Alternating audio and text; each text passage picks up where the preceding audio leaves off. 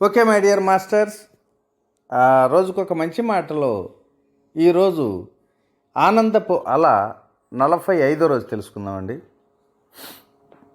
ఈరోజు గీత గురించి నాకున్న దురభిప్రాయాలు, తెలుసుకున్న సత్యాలని చెప్పుకుందాం.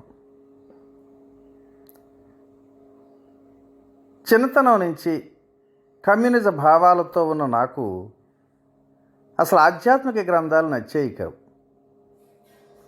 ఏవీ చదివేవాడిని కాను. భగవద్గీత అంటే మరీ దూరం. ఎవరైనా గీత గురించి చెప్తుంటే ఏమిటో, కౌరవ పాండవులు యుద్ధంలో శత్రువులందరినీ ఆగండి నాయన, మేమిద్దరం కాసేపు ముచ్చటించుకుంటాం అని అర్జునుడికి జ్ఞానోదయం కలిగించాడనటం ఎంత పిచ్చివాళ్ళ మాటలు అంటూ ఎగతాళి చేసేవాడిని.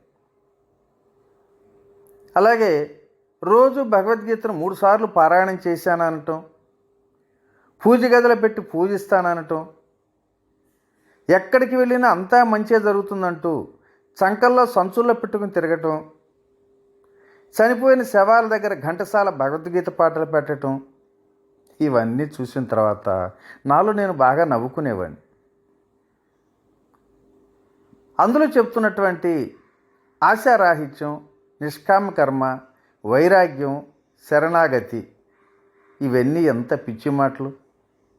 ఇవి నిజ జీవితంలో ఆచరించడానికి ఏమాత్రం పనికిరాని పిచ్చి మాటలే అనుకునేవాడిని. కానీ మిత్రులారా, ఆధ్యాత్మిక జీవితంలోకి వచ్చిన తర్వాత గీత గురించి ఎన్ని అపోహలతో ఉన్నానో నాకే అర్థమైపోయింది. ఒక్క మాటలో చెప్పాలంటే, సమస్త మానవాళికి కావలసిన సుఖ సంతోష ఆనందాల కోసం నిత్య జీవితంలో ఎలా వ్యవహరించాలని తెలియచెప్పే ఒక సజీవ గ్రంథమే ఈ భగవద్గీత అని తెలుసుకున్నానండి. అయితే ఈ గ్రంథం గురించి ఎవరి శైలిలో వారు రకరకాల వ్యాఖ్యానాలు చెబుతుంటే మరింత గందరగోళంలో పడ్డా. జరిగిన సంఘటన ఒకటే అయినా వివిధ కోణాల నుంచి చూసిన వారికి వివిధ అర్థాలు ఎలా వస్తాయో, నా కోణంలో నేను గ్రహించిన అర్థాన్ని కూడా మరి నా జీవితానికి అన్వయించుకుంటూ సంసారం అనే మహాసాగరంలో అలల తాకిడికి తట్టుకోలేని వాడికి ఈత నేర్పిన గీత అని మాత్రం తెలుసుకోగలిగానండి. మరి ఇందులో ఆశారాహిత్యాన్ని గురించి కొంత తెలుసుకుందాం. ఆశలు కోరికలు లేకుండా జీవితం మనుగడ సాధ్యమేనా? అసలు బాగా చదువుకోవాలని, పెద్ద ఉద్యోగం, మంచి ఇల్లు, మంచి భార్య, కీర్తి ప్రతిష్టలు, ఇలా ప్రతి ఒక్కరూ కోరుకునేవే కదా. అసలు ఆధ్యాత్మికవాదులు కూడా మోక్షం కావాలనుకోవటం కూడా కోరికే కదా. మరి గీత చెప్పిన కృష్ణుడు కూడా కోరికలు లేని నిస్సారమైన జీవితం ఏమైనా గడిపాడా? ఎంత మధురమైన జీవితాన్ని గడిపాడు. మరి ఏమిటి దీంట్లో అన్న అంతరార్థం అంటూ బాగా అర్థాలు వెతుక్కునేవాడిని. ఆ సృష్టికర్త మనకేమైనా బాధ్యత కనుక అప్పగిస్తే చాలా తేలికైనవే అప్పగిస్తాడండి. మన స్థాయిలో చేయగలిగే పనులే చేయమంటాడు. శక్తికి మించిన భారం మనపై వేయడు.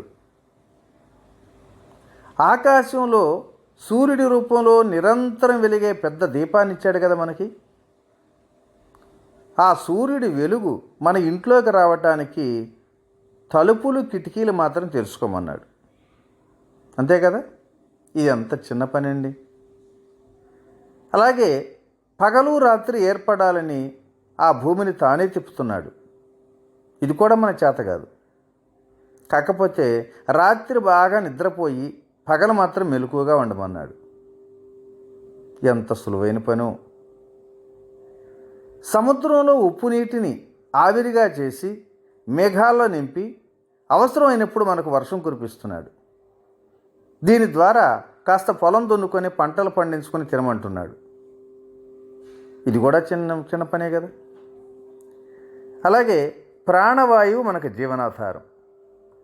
ఈ భూమిపై మొత్తం అంతటా కూడా ఆక్సిజన్ నింపి మెలకువలో, నిద్రలో అన్ని వేళలా మనకు ఎరుకు ఉన్నా లేకపోయినా ఆ శ్వాసక్రియ దానంతట అదే జరిగే ఏర్పాటు కూడా చేశాడు. కాకపోతే నాయనలారా, ముక్కు మూసుకోకుండా ఉండటమేరా మీరు చేయాల్సిన పని అని చెప్పడం జరిగింది. ఇలా ఏ పనిలోనైనా కష్టమైంది తాను చేస్తూ సులభమైంది మనతో చేయించేవాడే ఆ పరంధాముడు. అలాగే భగవద్గీతలోని ప్రతి అంశము కూడా తేలికైందేనండి. ఆచరణ సాధ్యమైనది. ఆశారాహిత్యం అంటే ఆశలు కోరికలు లేకుండా ఉండటం కాదు. కోరికల కూరల్లో ఉన్న విషాన్ని పిండేసి మన కోరికల ద్వారా మనకు కానీ ఇతరులకు కానీ ఏమాత్రం కష్టం కలిగించని ఎన్ని కోరికలు ఎన్ని ఆశలున్నా తప్పు లేదండి. ఆశలు కోరికలే ఆనందానికి ముడికి సరుకులు లాంటివని, అవి గనక తురించితే అసలైన ఆనందమే కోల్పోతామని, కోరికలలో మితిమీరిన కోరికలు ఆశలలో అత్యాశలను మాత్రం త్యజించాలని చెప్పి ఈ గీత ద్వారా నేను తెలుసుకున్నాను. ఇక వైరాగ్యం. వైరాగ్యం అంటే బంధాలను విడిచిపెట్టమనే కదా.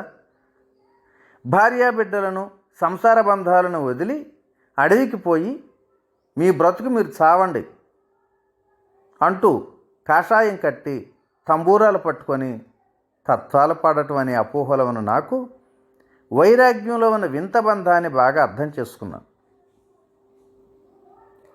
అటాచ్మెంట్ డిటాచ్మెంట్ అంటే సంయోగం వియోగం, ఇవే కదండి. ఇవి ప్రకృతిలో సహజ ధర్మాలు. మూసి ఉన్న పెదవులు విడివడి మళ్ళీ కలుసుకుంటేనే కానీ మనం మాట్లాడటం సాధ్యం కాదు. అలాగే కలిసిమెలిసి ఉండే రెప్పలు వేరుపడితేనే చూడటం కుదురుతుంది. ఇవన్నీ అనుక్షణం ప్రతిక్షణం సహజంగానే జరిగే విషయాలే. అలాగే ఈ సృష్టిలో ప్రతి జీవి తనంతట తానుగా జీవించగలిగే వరకే తల్లితో అనుబంధం. ఆ తర్వాత తల్లి నుంచి వేరుపడిన బిడ్డ తల్లితో ఉండే అనుబంధాన్ని వదిలివేసినట్లవుతుందా?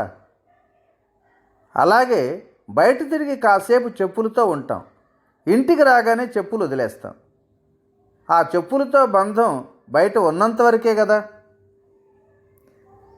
అదేవిధంగా కాలం విషయంలో రాత్రి విడిస్తేనే కానీ ఉదయం రాదు. సాయంత్రం కనుమరుగైతేనే రాత్రి వస్తుంది. ఈ రోజును వీడితేనే రేపటి రోజును అందుకోగలం. అలాగే చలికాలం స్వెటర్ వేసుకొని వేసవికాలం మడిచి దాన్ని బ్యూరోలో దాస్తాం. అంత మాత్రాన దాన్ని వదిలేసినట్లు అవుతుందా? ఇది వైరాగ్యం కాదు కదా. ఈ విధంగానే సంసార బంధంలో భార్యాబిడ్డలు ఉన్నంతవరకే బంధం.